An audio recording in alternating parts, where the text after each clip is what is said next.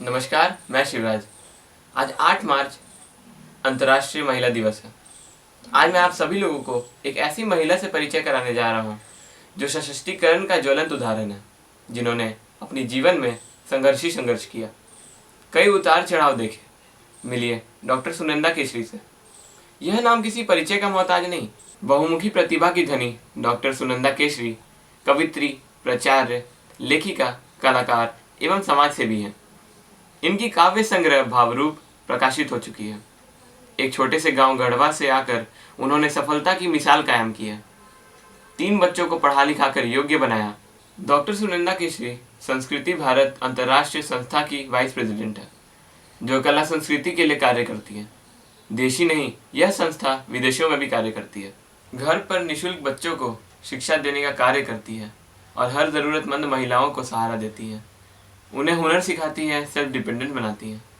आज उन्होंने हम सब के साथ अपनी माँ की यादों का संस्मरण को शेयर किया है और आज अंतर्राष्ट्रीय महिला दिवस के अवसर पर अपनी कविता और लेखनी के माध्यम से माँ की ममता को बताया है और पूरी दुनिया को यह संदेश दिया है कि माँ नारी का सबसे महान रूप है, जिसे हमें हमेशा संजो कर रखना चाहिए। आइए कैमरामैन राजकुमार निराला के साथ मिलते हैं डॉक्टर सुनंदा केसरी जी से।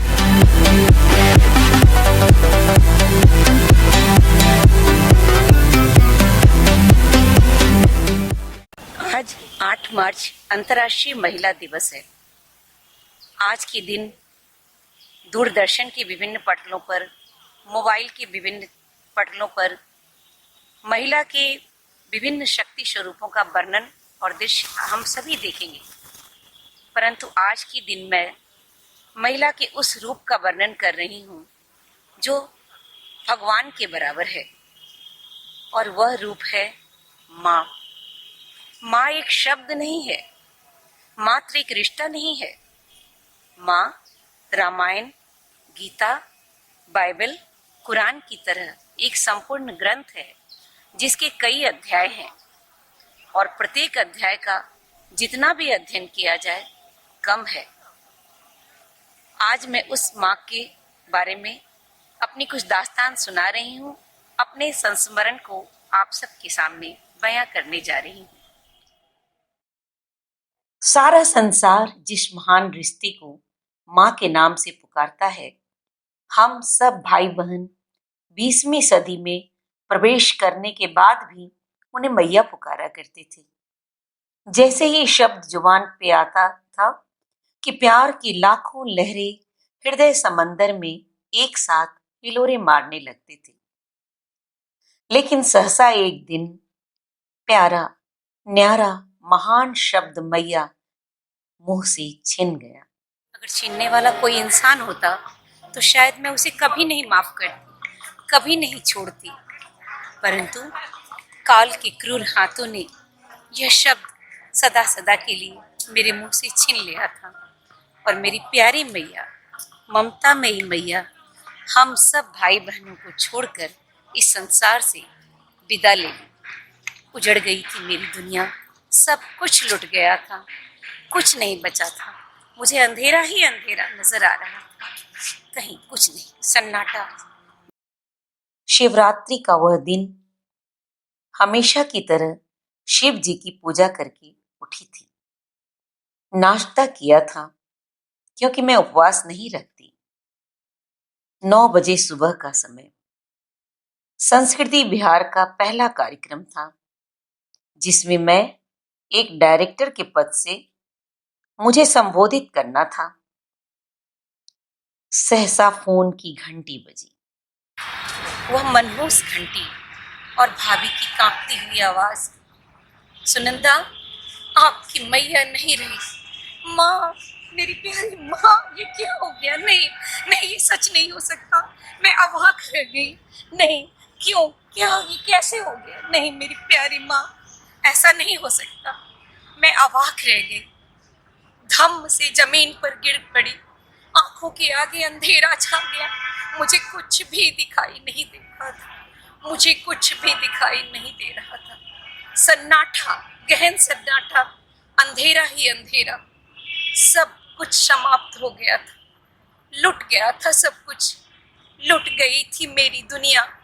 मेरी प्यारी माँ, मेरी ममतामयी माँ, मुझ पर स्नेह बरसाने वाली माँ मुझे छोड़कर सदा के लिए जा चुकी थी।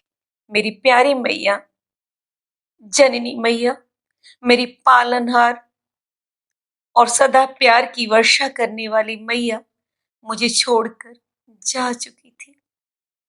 दहाड़ मारकर मैं रोने लगी। रोते रोते मूर्छा सी आने लगी। घर में कोई दूसरा नहीं था जो मेरे आंसू पोंछे। मैं खाली हो गई थी। शून्य हो गया था मेरा जीवन। बस अंधेरा ही अंधेरा। रोने के सिवाय मेरे पास कुछ भी नहीं बचा था। मेरी प्यारी माँ हम सबको छोड़कर जा चुकी थी। ये सच था कि माँ वृद्धा थी। उनके चेहरे पर जगह जगह झुर्रियाँ थी, परंतु उन झुर्रियों में छुपी उनकी खूबसूरती, उससे अच्छा कोई भी दूसरा खूबसूरत चेहरा नहीं था मेरी निगाह में। माँ के दांत टूटे हुए थे, परंतु वो टूटे हुए दांत में कितनी खिलती थी उनके चेहरे पर उनकी हंसी कि मैं शब्दों में बयां नहीं कर सकती। माँ की उम्र 85 वर्ष।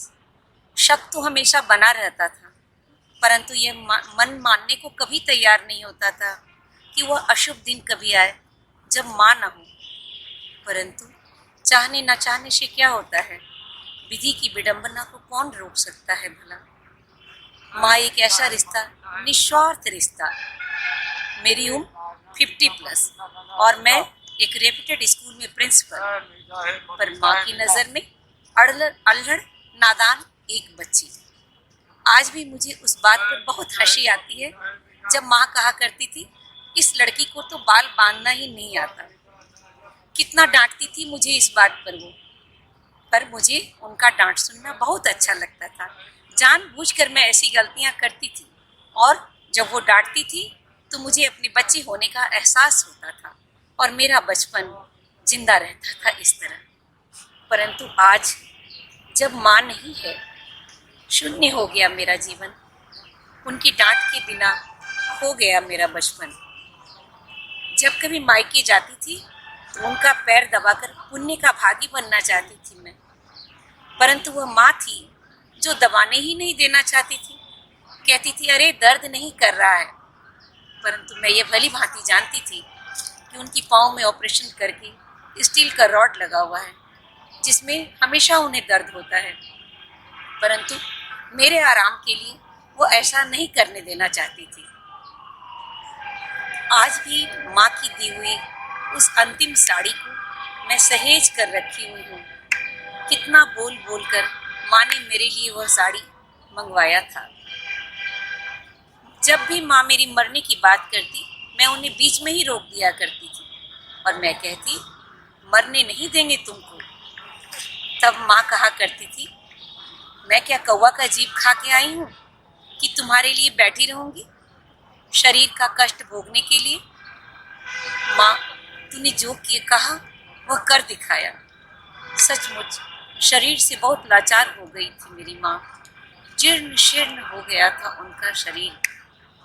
माँ ने अपने लिए तो अच्छा ही किया था, अपने कष्टदायक शरीर से उन्हें छुटकारा मिल गया था, परंतु माँ तूने मेरी दुनिया सूनी कर दी।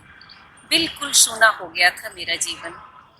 जन्माष्टमी के दिन जब भी वो गाना बजता है मैं गुनगुनाती हूँ और साथ में जार जार रोती हूँ। हे रे कन्हैया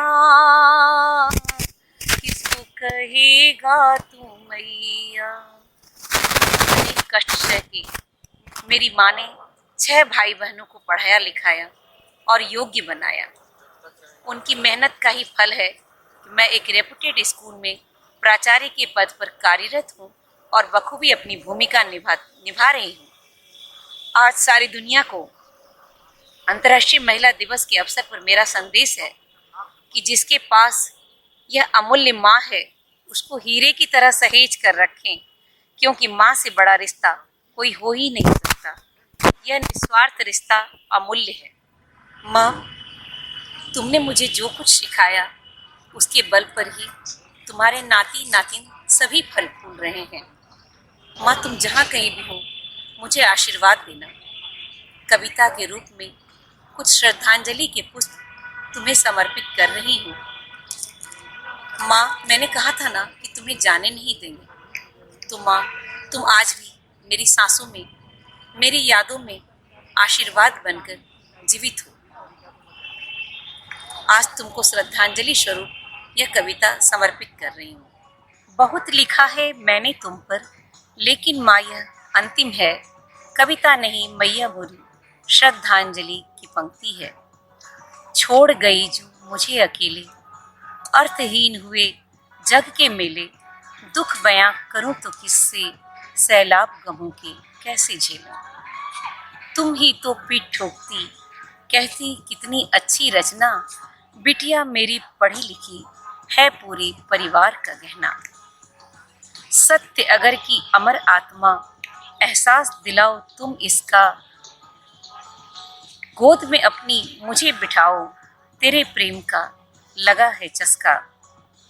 धूप प्रेम की तुम बिखराओ, चांदनी बन शीतलता लाओ। सुख की वर्षा बनकर बरसो, सफलता के मोती बिखराओ, सफलता के मोती बिखराओ।